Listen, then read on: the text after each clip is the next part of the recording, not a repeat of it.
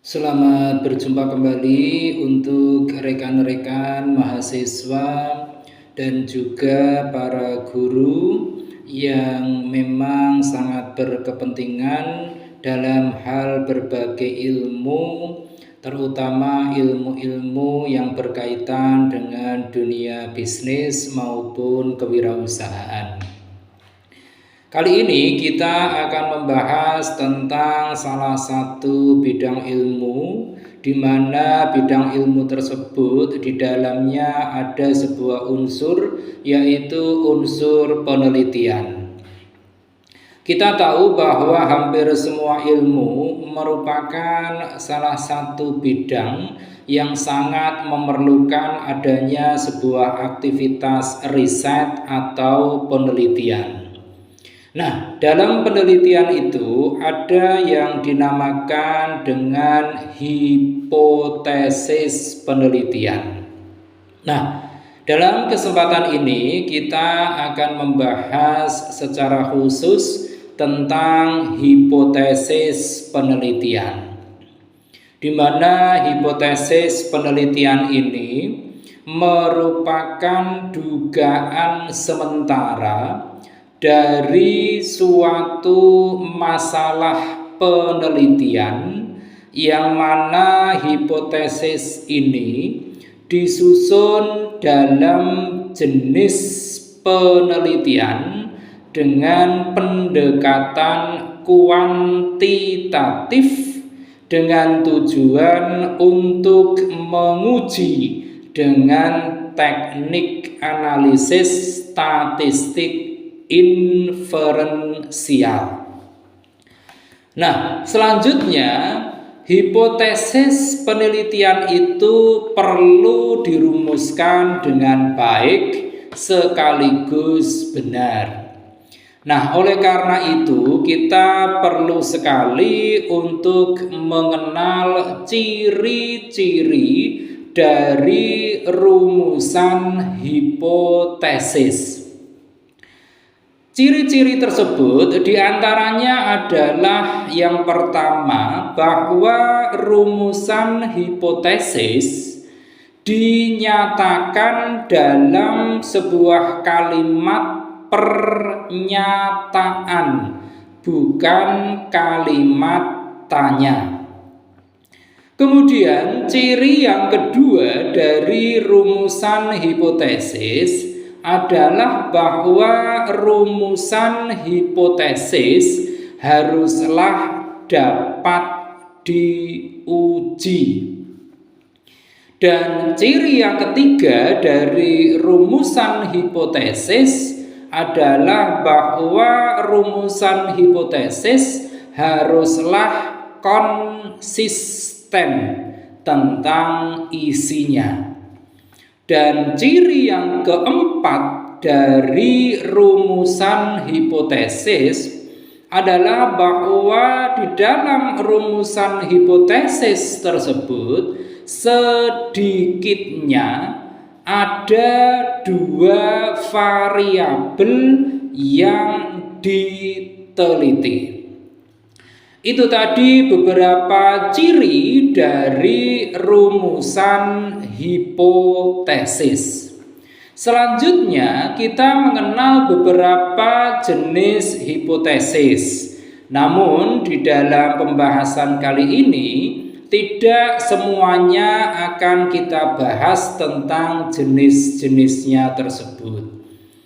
Adapun beberapa jenis diantaranya adalah yang pertama, yaitu hipotesis tanpa arah atau dua arah, di mana hipotesis dua arah ini merupakan rumusan kalimat hipotesis yang berisi pernyataan hanya mengenai adanya hubungan atau hanya ada perbedaan tanpa menjelaskan arah dari hubungan di antara variabel yang diteliti.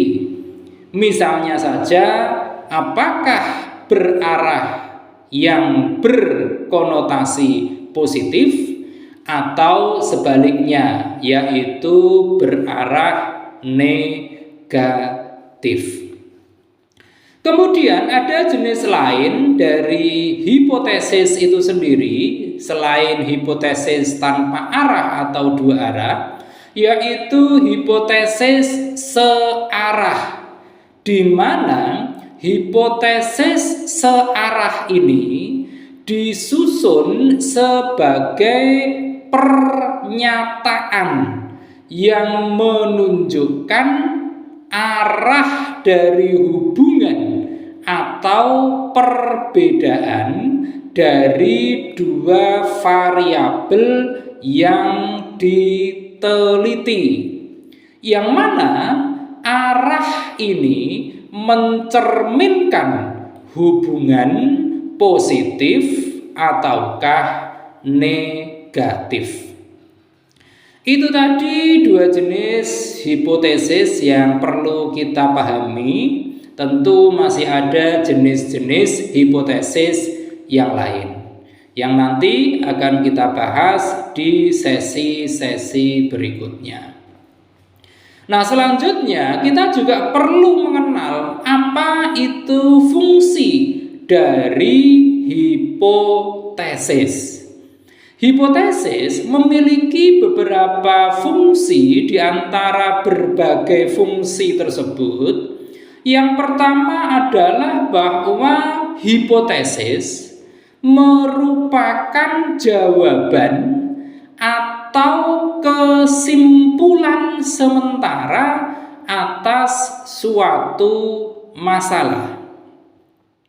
Fungsi yang kedua yaitu bahwa hipotesis adalah sesuatu yang bisa membantu untuk memprediksi berbagai hal yang mungkin terjadi. Fungsi ketiga dari hipotesis adalah dalam rangka mengarahkan peneliti dalam mencari dan juga mengumpulkan data.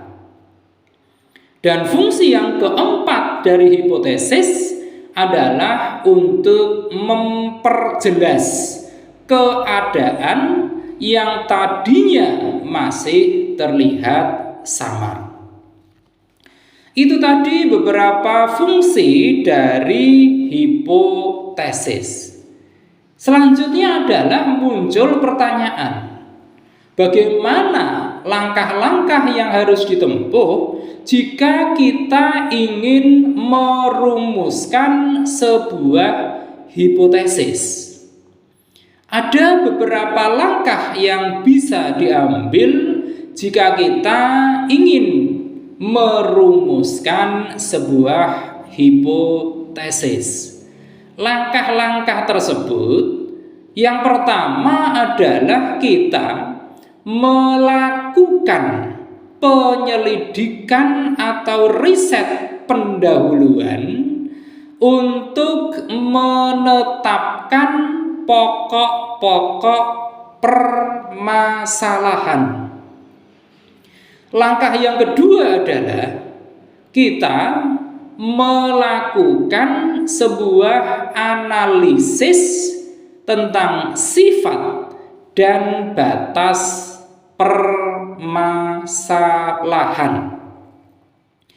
Langkah berikutnya atau yang ketiga adalah kita menentukan ciri dari permasalahan yang dapat mendeskripsikan arah penyelesaian perumusan masalah.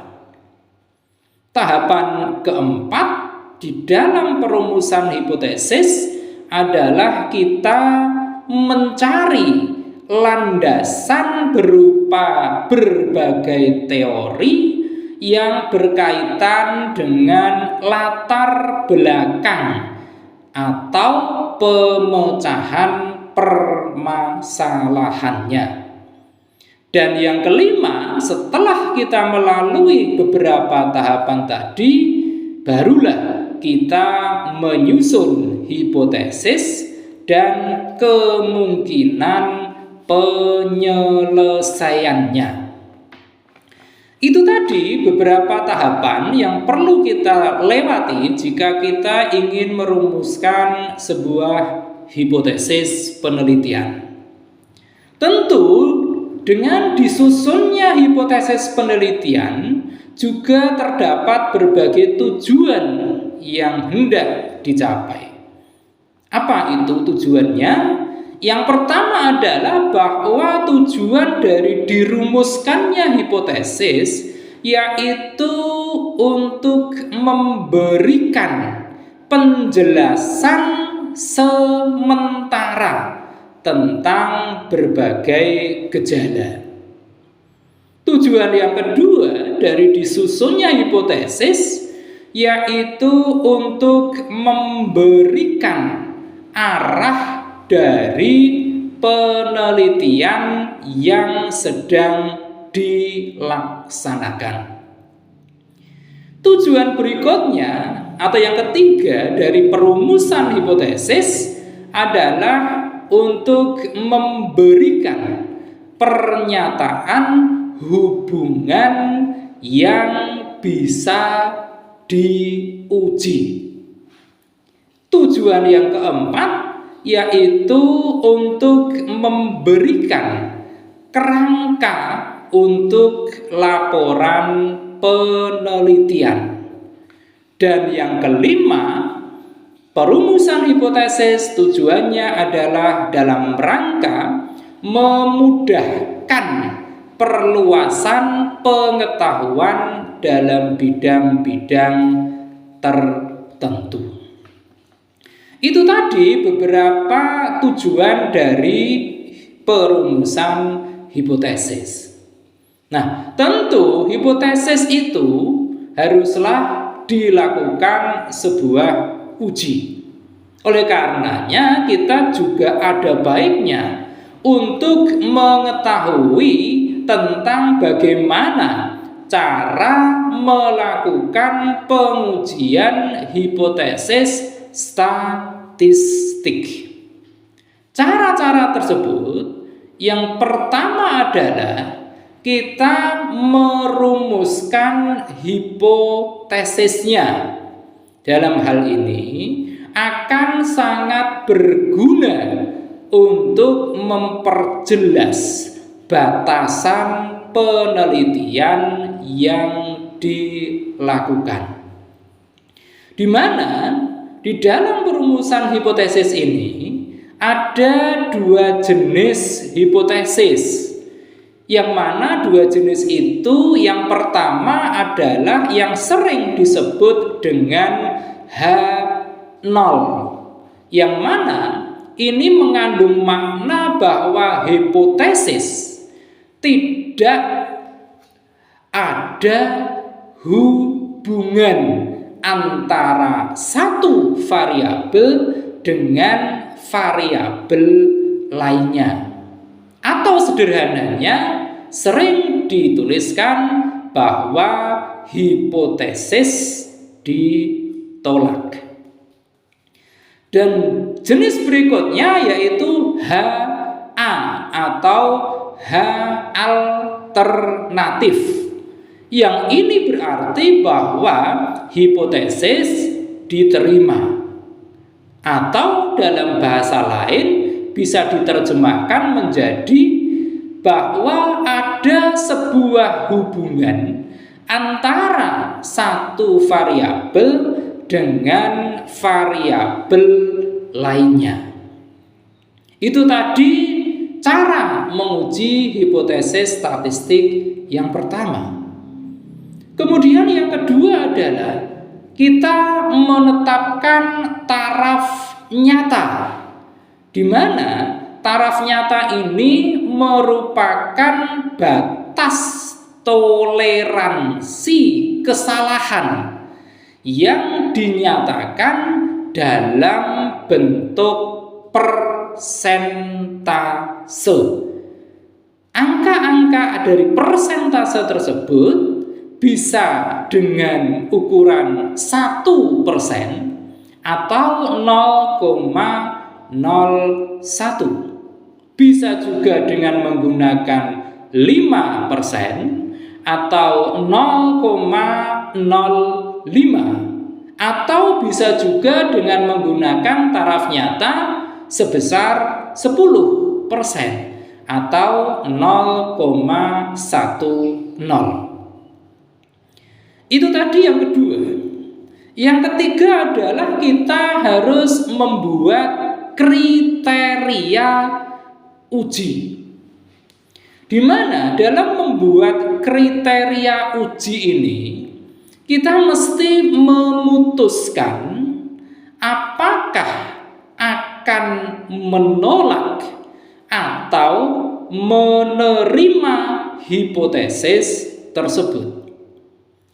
Penerimaan H0 terjadi manakala hasil uji statistik berada di luar nilai kritis. Sebaliknya, penolakan H0 adalah ketika hasil uji statistik berada di dalam nilai kritis. Cara yang keempat yaitu kita menentukan nilai uji statistik. Ini merupakan sebuah perhitungan untuk memperkirakan seberapa representatifnya nilai sampel terhadap keseluruhan populasi.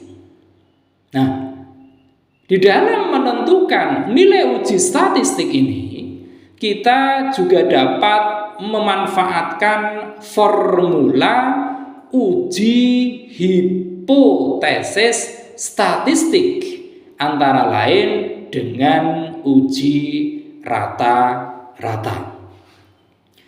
Dan cara yang kelima yaitu kita menarik sebuah kesimpulan, di mana setelah kita melewati hal-hal sebagaimana yang ada di poin-poin 1, 2, 3, dan 4 tadi, maka kita tinggal mencocokkannya dengan kriteria pengujian. Nah, setelah kita memahami tentang hipotesis penelitian ini, tentunya kita lebih paham bahwa jika kita melakukan sebuah penelitian, untuk hipotesisnya sekali lagi jangan sampai keliru. Mengapa? Karena jika di dalam merumuskan hipotesisnya kurang atau apalagi tidak tepat, maka penelitian yang kita lakukan nanti hasilnya tentulah kurang kredibel. Oleh karenanya diperlukan sebuah kehati-hatian bagi siapa saja yang sedang melakukan yang namanya penelitian untuk memperhatikan di dalam penyusunan hipotesis penelitian ini. Karena di dalam hipotesis penelitian ini, seperti yang telah dijelaskan di awal tadi, akan akan sangat menentukan arah dari penelitian yang sedang berjalan. Demikian pembahasan singkat kita tentang hipotesis penelitian. Semoga dengan pembahasan yang sangat-sangat singkat ini akan lebih membuka atau memperkuat wawasan kita, terutama dalam hal menyusun hipotesis. Terima kasih atas perhatian Anda semua. Jangan lupa setelah menyaksikan tayangan ini, klik di layar Anda untuk like, komen, share, dan tentu saja jangan lupa subscribe. Terima kasih.